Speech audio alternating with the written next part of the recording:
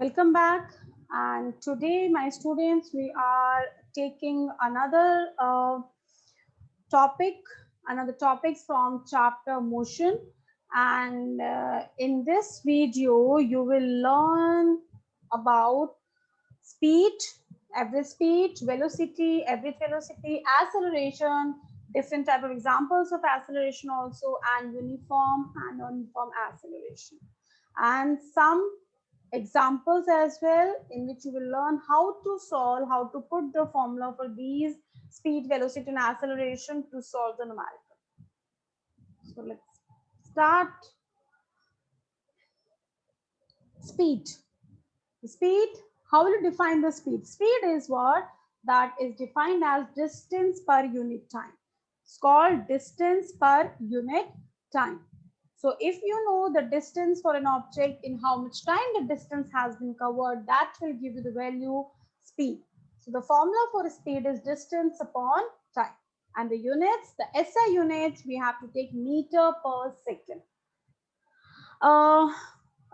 In our last video, I explained you what do you mean by scalar and vector quantities. I hope you remember. If not, so kindly do watch my previous video to learn about scalar and vector quantities and the other thing as well. So speed is a scalar quantity because it depends only on magnitude. It doesn't depend on direction. So you may just say speed is a vector quantity. Now average speed. Average speed is defined as the ratio. The ratio of what? The total distances traveled by an object in how much total time. And that gives the formula average speed equals to total distance upon total time. The units will remain same as we have seen in case of speed. Velocity. The velocity is a vector quantity because it depends on both magnitude and direction. The units are same, meter per second, and the formula for velocity is what? We should know the displacement. What is the displacement and in how much time the displacement is covered by the object, that will give you the value of velocity. So average velocity is what? That means there are two formulas for average velocity. One is that you should know in total time how much total displacement is there, and the second one is the initial velocity and final velocity, and then if you find the mean of two velocities, means initial velocity plus final velocity upon 2, that will also give you the value of average velocity. Depends in the question, the examiner is asking in what way. And the displacement, if you're talking about, just recall the definition of displacement. That means what? Shortest distance between initial and the final position. So if body returns back to its initial position from where it has started, so what will happen? The displacement is 0, and because of displacement, average velocity will also be 0. But distance will not be 0, and that's why the average speed is also not 0. This is how, with the help of distance and displacement, you can find what? The value of average speed and average velocity as well. So let's just check it out. One numerical. Uh, the numerical is Usha swims in a 90-meter long pool. She covers 180 meter in 1 minute by swimming from one end to another one. And again, she is coming back along the same length path. What is average speed and average velocity?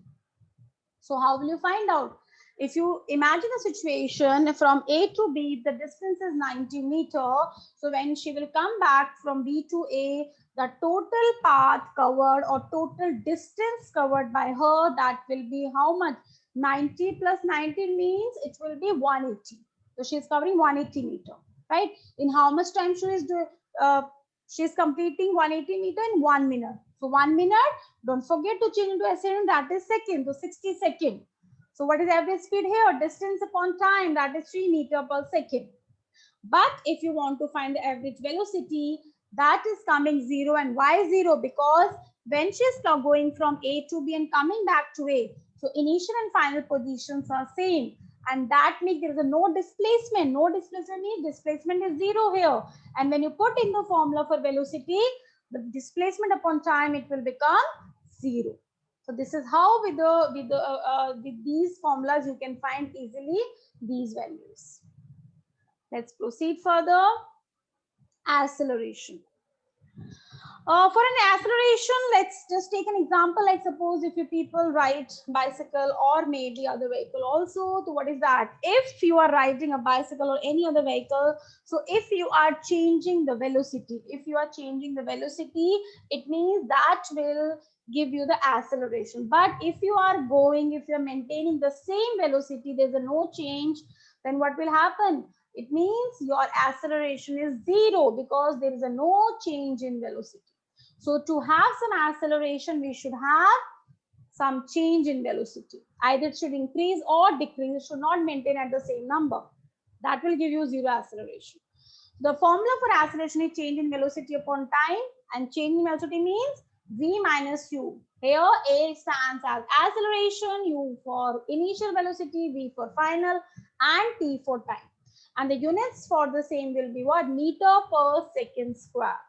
And it is also a vector quantity. This is also a vector quantity because it depends on both on magnitude as well as on directions also. So it is also one of the example of vector quantities. As I told, it is a vector quantity. So, but there is one more information about the same. If velocity increases, like if you are moving from 0 to 10 or 10 to 100 or whatever you are just changing in cost, means you are increasing, then it is just simple acceleration. But if you are decreasing your velocity, then the acceleration will be negative because you are decreasing the velocity. And negative acceleration is also called retardation or deceleration. Retardation or deceleration. Then we have uniform and non-uniform acceleration. I hope you remember the definition of uniform motion and non-uniform motion. If not, then again, I suggest you to watch my previous video for the same topic. So uniform acceleration is the one in which, yes, acceleration means, yes, there is a change in velocity, right? But the change in velocity, if it is either increasing or decreasing, if it is increased or decreased by equal amount in equal interval of time, then it is uniform acceleration. But if velocity changes, means increasing or decreasing by unequal amount, then you say this is called non-uniform acceleration. Now let's find out that how we can just say these examples. So let's see, let's watch that next slide. That is the type of acceleration. Now these tables will help you, definitely these tables are going to help you out. How we'll say when the acceleration is positive, negative, uniform, non-uniform or zero. So let's check it out. The first, that example, uniform acceleration, it is written positive. Positive means it is increasing, right? Acceleration means there is a change in velocity. Uniform means there is a uniform change. So if you check out the time interval is same. The gap of 5 seconds is 0 to 5, 5 to 10, 10 to 15. Now what is the gap between two consecutive numbers? That is 5-second gap. So intervals are same, that is 5 seconds in equal intervals. And if you say velocity also, it is increasing, or it is going from 0 to 4, 6. And how much gap in the same, you can say in consecutive number, that is 2 meter per second. So in equal interval of time, the velocity increasing by equal amount by 2 magnitude. So this is what positive because it is increasing, acceleration because there is a change in velocity, and uniform because there is a gap is same. So this is the definition of uniform acceleration. Clear? B part, uniform acceleration but in negative. What do you mean by that? So negative means velocity decreasing. Acceleration means there is a change in velocity. Uniform means uniform changes there. So let's see. Again, the time is same. That is what? 5, 12, 15, 25, 35. So means the gap of 10, 10 we have kept here. Equal intervals. Okay, let's go for velocity. Velocity is how much? 40, 30, 20, 10. What is the gap? 10 in decreasing order. The gap of 10 in decreasing order. So because it is decreasing to negative, change, acceleration, and it is uniformly changing, that's what is uniform acceleration. Because the gap in velocities is also same, right? Third example, excuse me. So zero acceleration, that is what the time again same. In all the cases, we'll keep our time same. Okay. The time is same, the gap of 5 we have taken, but in the velocity throughout the journey, if the vehicle, if the object is moving with the same velocity, say 12, 12 or some other number, means there's a no change in velocity. So whatever the high velocity the object is having, but if there is a no change, means what? That you will say the acceleration is zero here. Acceleration is zero. Next example, non-uniform acceleration, positive. Positive means increasing. Acceleration means change in velocity, and non-uniform means not changing, not increasing by equal amount. So again, the time gap is same. As I told, always we will keep time interval same to check out how the velocity is changing. The time gap is same, 5, 5, 5. Now see the velocity. Velocity gap is how much? In first two number, the gap is 2. Next two number, the gap is 5. 2 to 7. How much gap? 5. Increasing order. 7 to 16, 9 gap, again increasing order. Right? So it is increasing acceleration because it is increasing. So that is positive, and but the gap is not same in velocity. That what is non-uniform acceleration of positive direction. And the next example, E part, non-uniform acceleration. Now I hope you understood it, right? Very good. So negative means the number of velocity decreasing. The gap is same for time interval. I'm not repeating again and again. The velocity is negative, the acceleration is negative, so that velocity decreasing, 70, 30, 20, 15. Acceleration because there is a change, 70, 30, 20, number are not repeating. Non-uniform means it is decreasing by unequal amount. 70 to 30, how much gap? 40. 30 to 10, how much gap? 10. 20 to 15, how much gap? 5. So that gap is not same. So this is non-uniform acceleration in negative. I hope you understood easy, right? Okay, let's move. Now let's see some example to find the acceleration. So let's read the question quickly. I want you to pause the video and try yourself once, and then you just see the video to check out the answer. So calculate the acceleration if an object changes velocity from 10 to 20 meter per second in 2 minutes. What is initial velocity here? Initial velocity is 10 meter per second. How it is going to 20, so it is final. And time is 2 minutes. But don't forget to change into seconds. Now formula for acceleration, change in velocity upon time or v minus u upon time.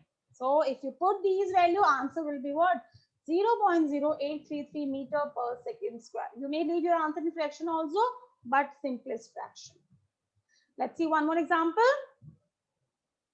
Calculate the acceleration of a body moving at velocity of 36 km per hour, and then brakes are applied to stop it. In how much time? In 10 seconds. What is initial velocity? Initially, the body was moving at what velocity? 36 km per hour. Then brakes are applied. If brakes are applied, the object will stop. So final velocity will be 0. In how much time? 10 seconds. So formula is same, but u is 36 km per hour. We have to change into SI unit. So 36 km per hour, you need to convert to meter per second. How? Simple way, multiply the number by 5 by 18. Easiest way, if you want to convert the number kilometer per hour into meter per second, change it into meter per second. How? By multiplying with the 5 by 18. And then after getting answer, 36 changes into 10 meter per second, put in the formula A equal to V minus U upon T. And because the velocity is decreasing here from 10 meter per second to 0. So that's why the sign is negative coming here.